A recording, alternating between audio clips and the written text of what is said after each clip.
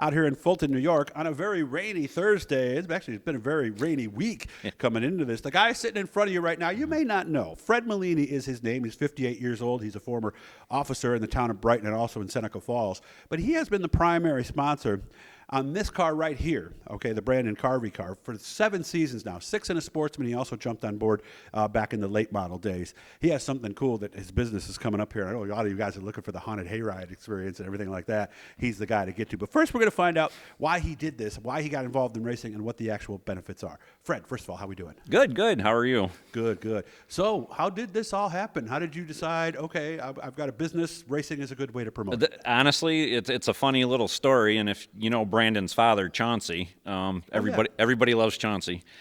I happened to be at a place, and he saw my pickup truck with black with all the logos on it, green and purple, and he goes, "Is that your truck?" And I said, "Yeah." He goes, "Geez, that looked great on my son's race car." I didn't know Chauncey at the time. I didn't know who Brandon. I didn't know anything. Did you know anything about racing even? But I just moved to the area. I wasn't even familiar with the tracks here or anything.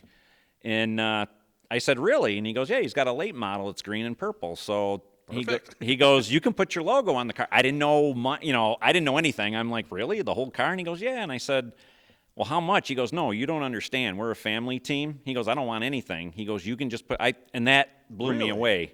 I thought, oh my God, this guy's a sweetheart. So I said, absolutely. But I gave him money for tires and fuel. I wasn't going to just throw my logo on the car. And we went over and started watching. Didn't know who Brandon was, but we went over and watched him race and the late models, and we were hooked. After that, we just wanted to keep going. Had you ever been to any kind of racing before that? Yeah, and when I lived in Seneca Falls years and years ago, my senior year, Jerry Knox used to drive the Franklin Hotel Special 55X at Rolling Wheels, Weedsport, and Canandaigua. And I used to crew for him I used to drive the hauler when I was a senior. So I loved dirt cars. Got out of it, went into law enforcement, and saw an opportunity to get back into it, and this was awesome. So that's how that came about. So it had been a good 20 years since you had been to a race at that point? Probably at that easily, yeah. What was it like seeing your business on the side of the car? It was cool. It was cool to be in the stands, and we didn't even think of going in the pits. We just went and sat in the stands, and of course we ate the dirt. That we saw the big dirt cloud coming out of turn 4. And we ate it, and my wife was like, "Oh my God, dirt in her hair." And I thought, this is it, we'll never be back. She loved it. Really? And we just kept going back and eating dirt every Saturday night and off of turn 4. And then Brandon ended up going into the Sportsman with Jamie, and I didn't even know. We were going to the track looking for the late model. Nope, and he's out racing a Sportsman car that we didn't even know. Finally, I got a hold of Chauncey and said, "Where the hell's Brandon?"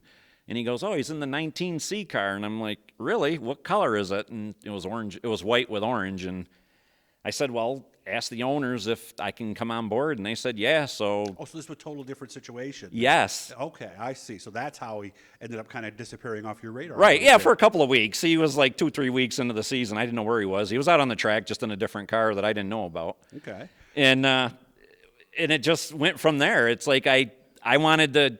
Those guys do all the work on the car. I just wanted the car to look sweet. That's my thing. And it does. Well, we got it black finally, like 3 years later. I talked him into a black car, and then we went with a whole wrap that I designed, and Danny Pilot does all my graphic work back Talented guy. Yeah. Yeah. And we started going with the full wraps, and I like to make the car look nice. I'll do the PR for them on our Facebook page, but those two, the racing part and where they've come, that's those two. Between Jamie and him setting the car up, and Brandon's a hell of a wheelman. So it took off. Took off really well. And we'll be meeting both of them here very soon, so make sure to come back for that. So how did this benefit you and this business, and how did you know that it was doing something to help you?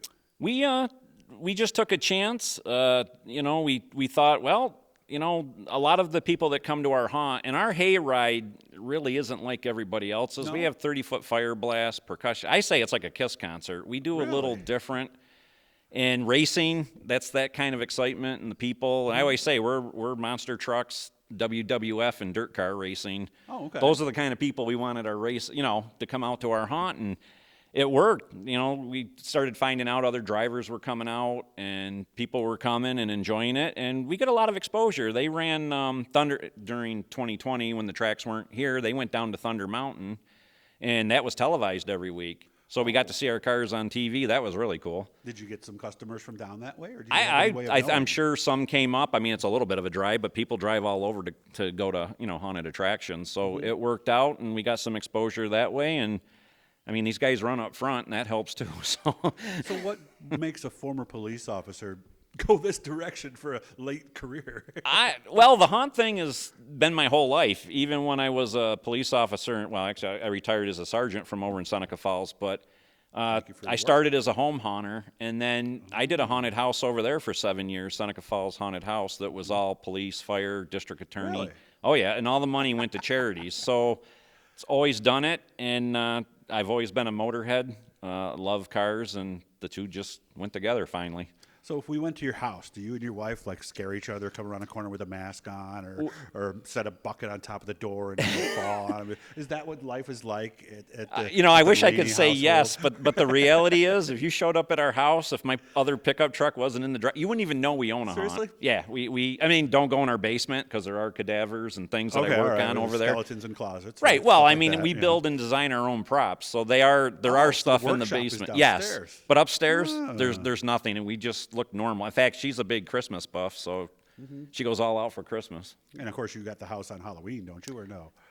This is our Halloween decorations are over here. Oh, okay. Well, some places, depends on where you live, you don't get trick-or-treaters, do you? We don't on our Okay. road, but we're not even home, so. Oh, okay. Yeah. We're in suburbia where there's Oh, yeah, hundreds you of get kids running all up and down. $1,000 in candy. So when is this, and where does this happen? Is this the Chungarian Christmas tree farm or something? Where we are? Chungarian's Tree Land. Okay. Merritt Road in Fulton, New York. And that starts September 29th, October 1st. And then we're every Friday and Saturday in October with one Sunday night, the Columbus night weekend. We do the 9th that Sunday night. Okay. All right. Do you have any presence anywhere, like on Facebook or something? People Oh, can we look have it up? Facebook, 13th Hour Rising. We have a web page.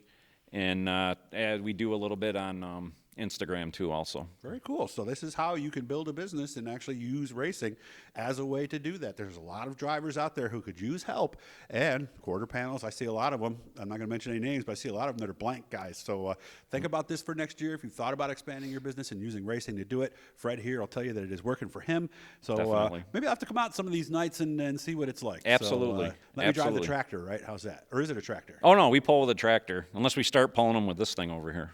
Let's do that. Of course, it'll burn out the clutch, so it's probably not a good idea. And then Brandon will get bored. Next thing you know, he'll take off and give him a real thrill ride. He'll So be power sliding through the corners. yeah, it's probably not a good idea when you get right down to it. Guys, hit the blue E. That will subscribe you. Fred, thanks for having me out, man. Thank and you. I've been seeing this car all year. You guys have seen it at Brewerton and Fulton, so now's your chance to see what the excitement is all about. And we'll talk to you a little bit later, Fred. Thank you. Thank you.